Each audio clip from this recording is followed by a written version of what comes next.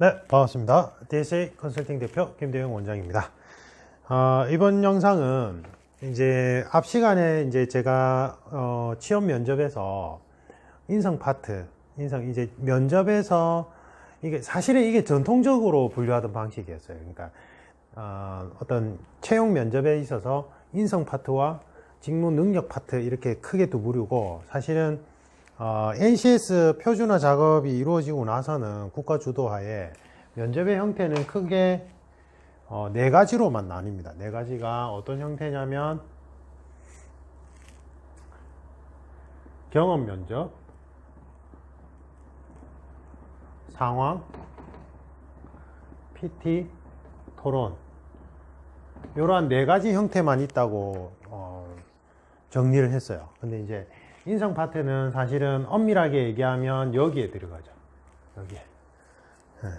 근데 이제 상황 설정, 직무 적응성, 그 다음에 이 상황 설정 질문 안에서도 직무 적응성에 관한 부분은 직무관, 인생관에 관한 거는 사실은 인성 파트에 포함이 되니까, 전통적인 분류 방법에서 면접의 인성 파트란 건 사실은 NCS 기반 분류 기준에서 보자면 상황 설정 질문과 경험 질문이 다 혼합되어 있는 경우예요. 물론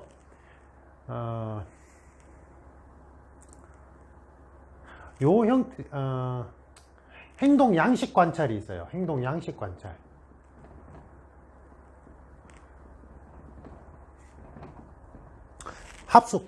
합숙을 해서 뭐 이러한 면접들을 시키게 한 다음에 조원들과 어떠한 협업 체제에서 어떻게 행동하는지 행동 양식을 관찰하면서 인성 파트를 점검하는 경우도 있어요.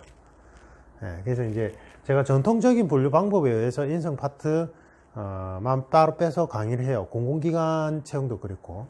근데 이제 어쨌든 답변의 형식에 있어서는 이러한 형태가 이제 NCS 기준 기반 분류 형태가 설명하기 쉬워서 설명을 드리는데, 아까 얘기했듯이 인성 파트 안에서는 경험 질문 형식으로 면접을 체크하거나 또는 상황 설정 질문으로 면접을 체크할 수 있어요. 그래서 경험 질문에 어떠한 답변 형태로 구축이 되어야 되는지, 그 다음에 상황 설정 질문에서는 어떠한 답변의 형태로 구축되어야 되는지, 더 엄밀하게 얘기하면 어떠한 구성 원리에 의해서 경험 질문, 상황 설정 질문들이 만들어지는지를 설명드릴 거예요. 그래서 사실은 이거는 제가 면접 강사나 면접 강원분들 교육할 때 필요한 내용들이지만, 구성 원리를 아셔야지 수험생 여러분들도 구성 원리에 맞게끔 답변을 하실 수 있어요. 제가 너무 답답한 게, 이게 이제 제가 처음에 시작할 때는 전에 몇 번이나 말씀드렸다시피 이게 국내 정식 잡이, 그러니까 직업 개념이 아니었어요. 그래서 미국에서 이제 유학하신 분들, 특히 미국에서는 이제 이러한 면접 코칭 하던 게 정식 자업으로 인정되니까 이제 유학하셨던 분들이 오셔가지고 소개로 이제 코칭을 받으셨어요. 그래서 이제 예전에 제가 처음 시작할 때만 해도 사실은 유학하신 분들 오셔가지고, 근데 한국에서는 얼마나 자기가 말을 잘 못하면 자소서도 뭐 코칭을 받고 면접도 코칭을 받아, 이래. 그때는 그런 분위기였어요.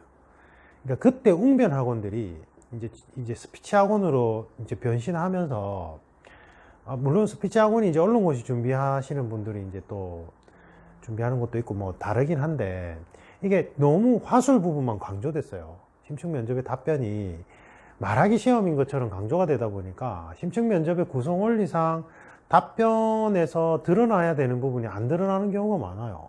그리고 박리다매로 아주 많은 인원을 쳐내려고 하다 보니까, 특히 고시학원가나 취업 면접학원가 이런 데서는 많이 모아놓고 하다 보니까 또 획일화된 답변, 가치 기준점이 결여된 답변들이 이제 쏟아지죠.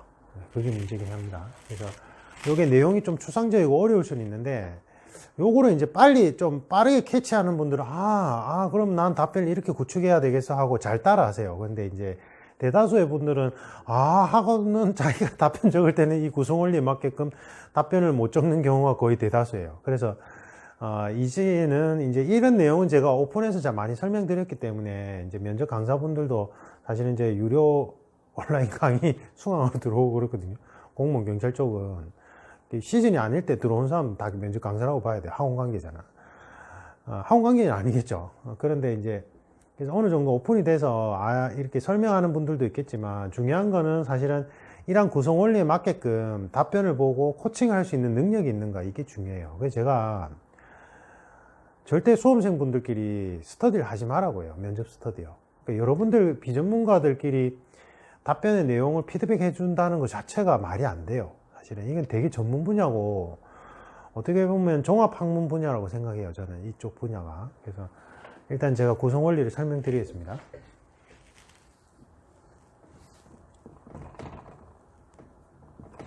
자, 면접 답변에 있어서, 경험 질문에 있어서, 자, 도대체 왜 면접관은 대상자인 지원자에게 경험 질문을 할까? 옛날에 이러저러한 경험이 있어요? 힘들었던 경험이 있다면 얘기하고, 어떻게 극복했는지 얘기해 보세요. 또는 뭐 즐거웠던 순간은 언제였고, 그때 어떤 일들이 있었나요? 이런 경험 질문이에요.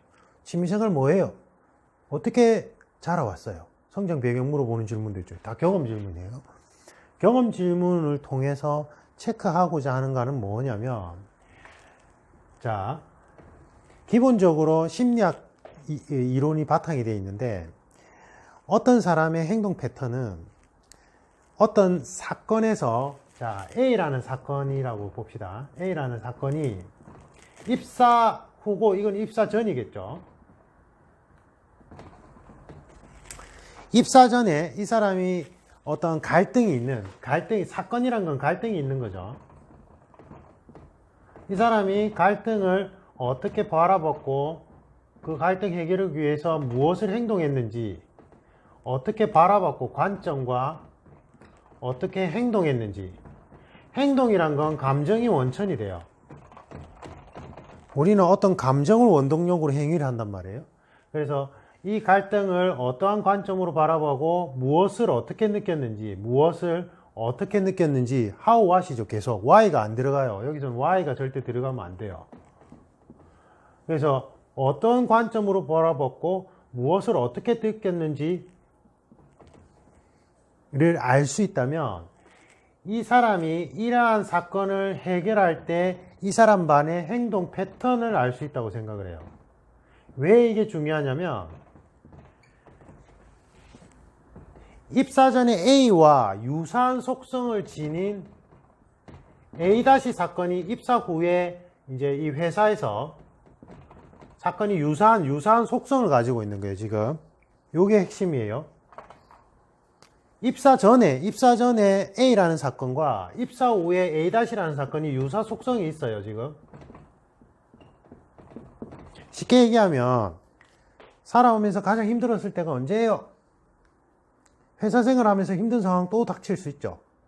그게 유사한 속성을 가지고 있다라는 전제하에, 자, A라는 사건을 A라는 사건을 어떻게 바라봤고 무엇을 행동했는지, 그것을 해결하기 위해서 어떤 행동을 했는지,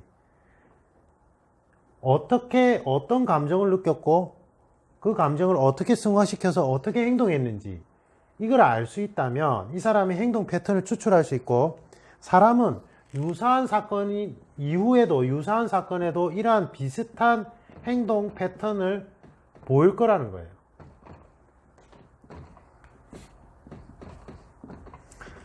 과학적 근거는 이 부분이에요. 그러니까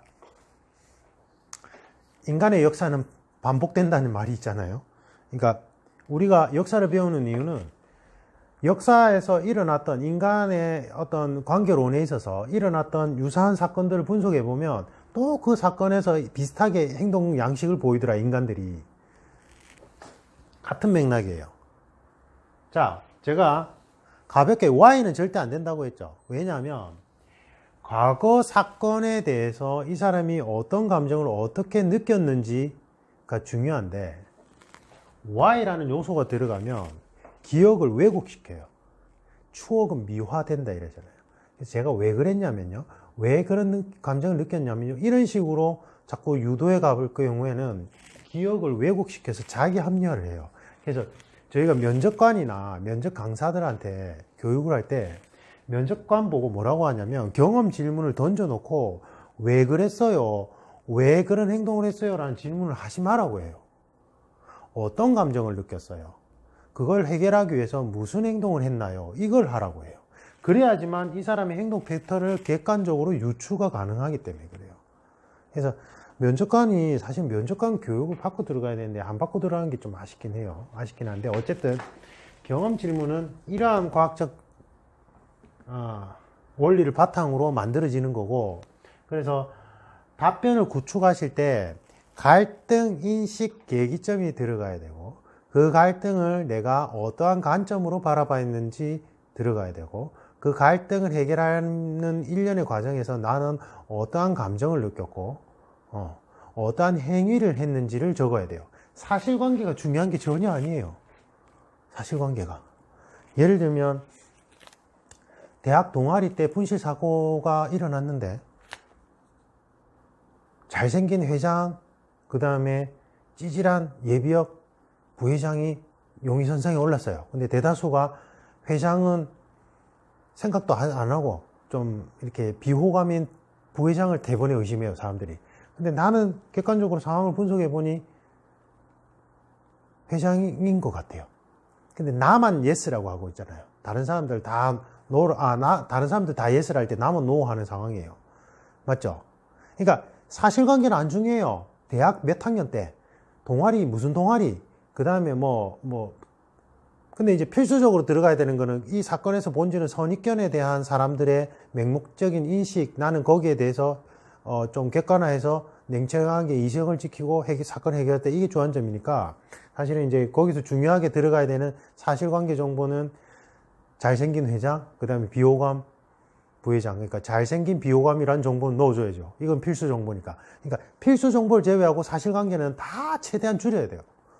최대한 줄이고, 내가 이제 그 갈등 상황에서 나 혼자 외롭게 진실을 주장할 때 받았던 압박감, 나의 느꼈던 감정, 그리고 내가 그 사건을 통해서 내가 하지만 압박감 느끼지만 나는 액션을 취했어. 내가 혼자서 역적 소리를 들으면서 뭘 했어. 그래서 사실 밝혀졌어. 내 말이 맞았어, 결국. 내가 그때 깨달았던 점들. 그건 사실관계가 아니잖아요. 맞죠? 그게 답변 속에 녹아 들어가야 돼요. 근데 제가 전국 각지에서 다 해요. 온라인 코칭, 1대1 코칭을 하면, 경찰 공무원 쪽은 특히 더 그렇거든요.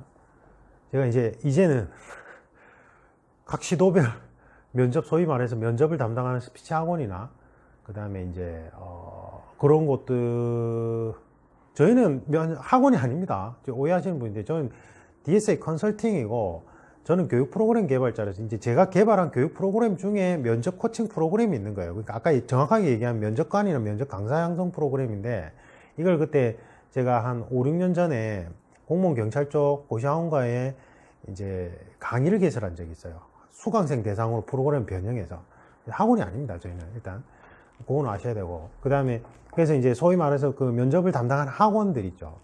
그 시도별로 유명한 곳이 있잖아요. 거기를 다 수강했던 분들을 다 코칭해 봤어요, 제가. 웬만한 도시, 중요한 도시에는, 큰 도시는 거의 대동소이하게 나타나는 게 사실관계를 통해서 진정성을 말해야 된다라는 이상한 얘기를 해요. 이 구성원리를 전혀 모르는 거예요, 지금. 사실관계를 통해서 경험 질문 답변을 하라고요? 그럼 이 사람의 행동 패턴을 드러낼 수가 없어요. 지금 이건 뭐예요? 경험 질문을 하는 과학적 배경은 어떤 이전 사건에서 이 사람이 보였던 행동 양식 또는 행동 패턴을 분석해 보면 이 사람이 우리 회사 입사 후에 비슷한 사건일 때 비슷하게 행동할 것이라는 과학적 배경하에 질문하는 거란 말이에요. 그러면 이 사람의 행동 패턴과 양식은 이 사람이 갈등을 어떻게 느꼈고 어떠한 방식으로 갈등을 풀어나갔는지에 대한 감정의 기술선, 그 다음에 깨달음의 기술선이 들어가야 되는데, 그냥 단순한 사실관계로 어떻게 그걸 나타낼 수 있냐고요. 그게 말이 안 되는 거예요, 이게.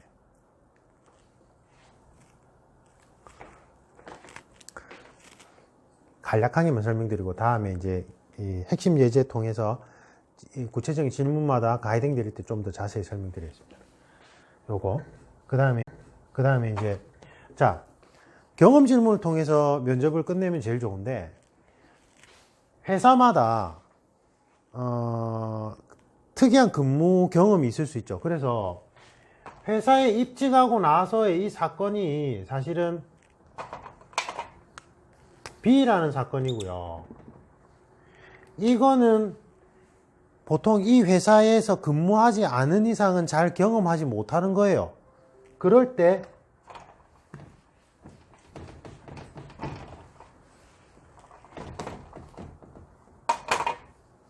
만약 네가 B라는 사건에 들어간다면 이라고 과정을 하는 거예요.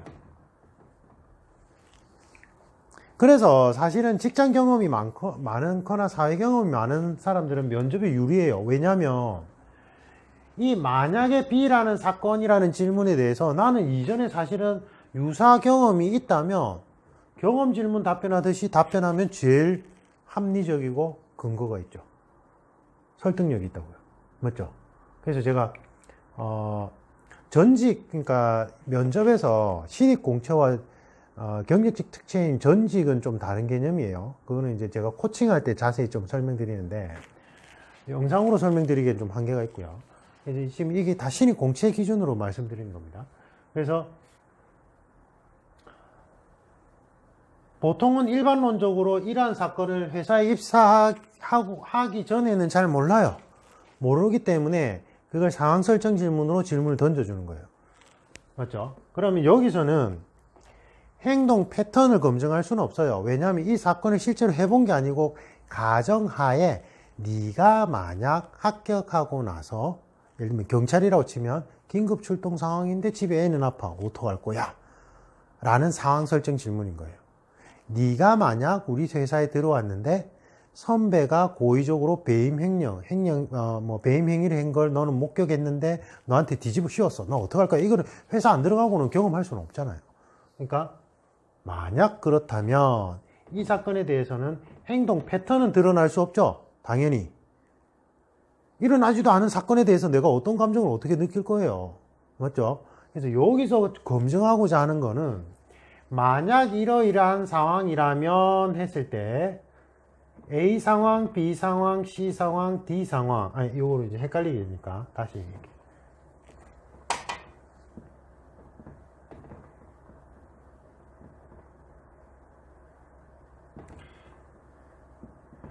만약 B 사건이라는 전체 상황 설정하에 내가 논리적으로 세부 상황을 설정한 다음에 그 다음에 답변을 만드는 거예요. 예를 들면 선배가 아까 얘기한 배임 행위를 하는 거, 불법 행위를 하는 걸 너 목격했어. 회사 돈을 빼돌려요. 그걸 목격해서 너 어떡할 거야? 아니면 이런 것도 더 쉬운 예로 상사가 자꾸 너의 일도 아닌 걸 떠넘긴다. 어떻게 할래? 상사가 너의 업무가 아닌 걸 떠넘긴다. 뭐 이때는 이 상사가 고의적으로 악의적으로 죄송합니다. 이게 잘 안 나온대. 고의적이고 악의적으로 했을 때, 그 다음에 악의는 없어요. 악의는 없고 선의로 오히려 저 똘망똘망한 일 잘하는데 일 좀 많이 넘겨서 한번 빨리 습득할 수 있게끔 한번 가혹하게 훈련시켜보자. 선의라면. 악이라면 선의라면 이 상황 안에 크게 세부 상황을 설정할 수 있죠. 맞아요? 그 다음에 이게 사적인 업무인지 아니면 공적인 업무인지 더 크게 먼저 설정할 수도 있을 거예요. 떠넘긴 일이. 제일 좋은 거는 세부 상황의 설정의 합이 전체 상황 설정의 합과 동일하면 제일 좋아요. 근데 이거는 심층 면접에서는 불가능해요. 시간 제약이 있기 때문에 답변의 분량 제한과 시간 제약이 있기 때문에 하기 때문에 요 정도 하고 나서 나머지 덩어리를 후속 질문으로 유도하는 방향도 괜찮아요. 후속 질문으로. 근데 어쨌든 여기서 측정하고자 하는 건 뭐냐면 전체 주어진 상황 안에서 B사건이라면 내가 그 안에서 더 잘게 상황을 쪼갤 거 아니에요? 이 상황을 쪼갤 때 이 사람의 행동 증거에 의해서 쪼개요.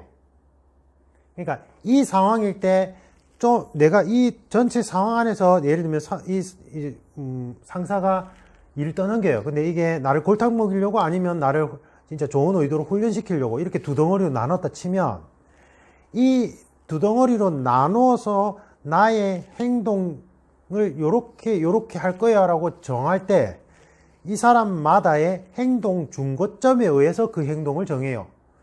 다시 이야기하면 나의 행동의 기준점이 들어가야 되고, 이거는 앞 시간에 말씀드렸던 나의 직무관, 더 앞서서 인생관, 나의 인생에서 제일 중요하게 생각하는 가치 기준점, 그 다음에 그게 직업 내에서는 어떠한 직무 가치 기준점에 의해서 행동하느냐에 따라서 행동 양식이 달라지거든요. 그래서 이 사람의 행동 중고점을 알게 되면 이 사람이 가지고 있는 직무 가치 기준점을 알 수 있어요. 이거 조금 어려워요. 그래서 제가 여러분들 일반인들끼리 서로 수험생들끼리 피드백 하지 말라는 얘기가 그래서 그래요. 이거는 제대로 훈련받고 다양한 케이스를 코칭해보지 않은 이상 어떤 답변을 보면서 이 사람의 행동 중고점의 가치 기준점이 이전 답변들 또는 이 사람의 인생관과 직무 가치관과 연결성을 검증해 줄 수 있는 거는 전문가만이 해줄 수 있어요. 완전히 쉽게 단순화해서 예를 들면 이런 거예요. 나는 성향상 어떤 환경에서 사소한 룰이라도 어기는 걸 난 싫어해요.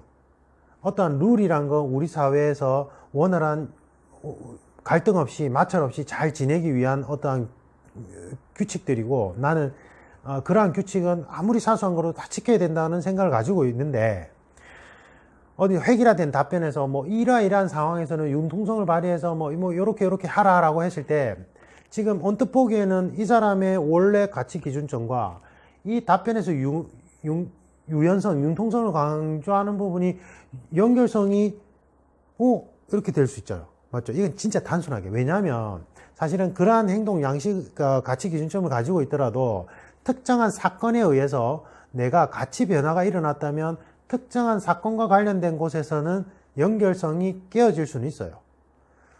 이거는 이제 제가 너무 어렵게 설명을 드릴 수밖에 없고, 그래서 이제 그냥 쉽게 얘기합시다.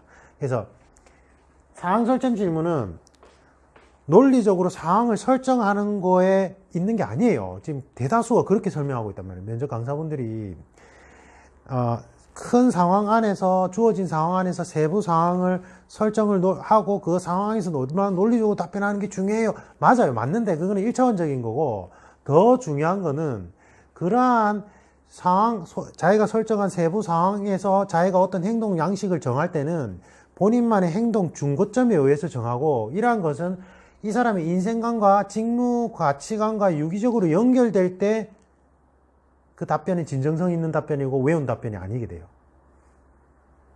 이해가 가세요? 근데 이거 제가 답변 만든 거 제가 코칭해 드리면 금방 이해가 가세요. 그래서 저희 그 네이버에 DSA 컨설팅 검색하시면 저희 컨설팅 홈페이지도 뜨고, 그 다음에 이제 회사 위치도 나오는데, 네이버의 지도상 거기에 보면 평점에 보면 이제 그 네이버 평점이 있잖아요. 지도에 들어가면 있어요. 대다수가 뭐라고 하냐면 코칭 받길 잘했다고 해요. 이게 코칭 받고 나서 이게 심층 면접이 얼마나 어렵고 이게 얼마나 제대로 준비하는 게 어떤 개념인지 알았다는 얘기를 많이 하거든요. 그래서 제가 드린 부분은 사실은 여러분들의 코칭을 몇 번 받고 나면 감을 잡고 답변을 잘 만들 수 있는데, 코칭을 안 받고 지금 제가 설명드린 걸로는 만들기 힘들어요. 이거는 제가 이제 관련 분야에 경력이 있는 면접 강사분들 설명할 때도 잘 못 알아듣는 부분이에요, 이게 사실은. 그래서 가치관의 유기적 연결성은 전문가만이 체크할 수 있어요. 그리고 더 정확하게 표현하자면 사실은 우리 한국 사회 교육이 어떠한 가치 기준점을 찾아가는 교육이 없어요. 그래서 제가 성인분들 코칭할 때 힘든 게, 뭔가 말은 하는데 머릿속에 둥둥 떠 있기만 해요. 자신의 가치 기준점들이.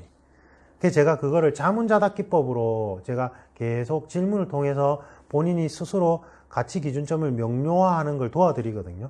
그게 이제 제 코칭 방법의 특징이에요.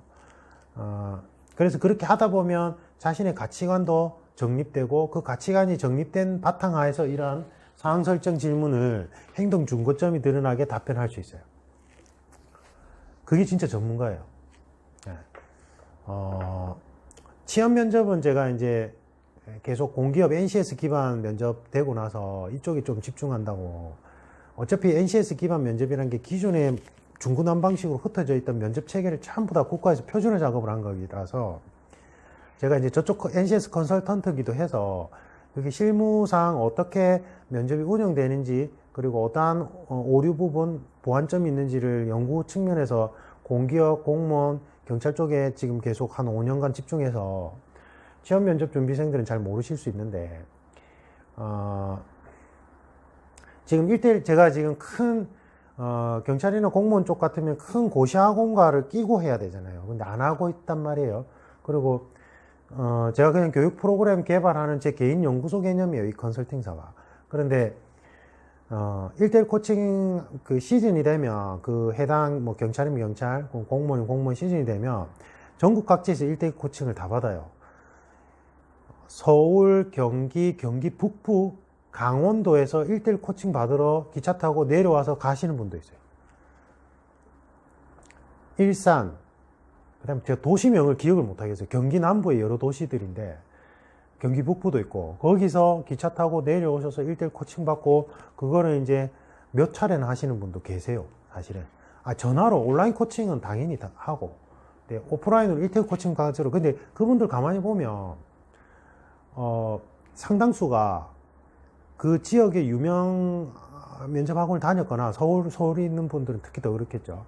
그럼에도 불구하고 부산까지 오세요. 그 다음에 전화로 아니면 온라인으로 코칭 받으시든지. 이유가 있겠죠. 그죠? 그래서 여기 좀 어려워요. 어려운데 일단은 들어놓으세요. 들어놓고 제가 다음에 세부 질문 가이딩 해드리고 코칭 받을 때 설명드리면 그때 하고 이해가 돼요. 근데 요거 어렵다고 중간에 동영상 끊고 그냥 넘어간 분들은 제가 코칭할 때 다시 설명드려야 돼요. 네, 그래서 조금 약간 뭔 말이지 해도 일단은 들어놓으시고 그 다음에 세부 질문 가이딩 영상 보시고 코칭 받으시면 되겠습니다. 감사합니다.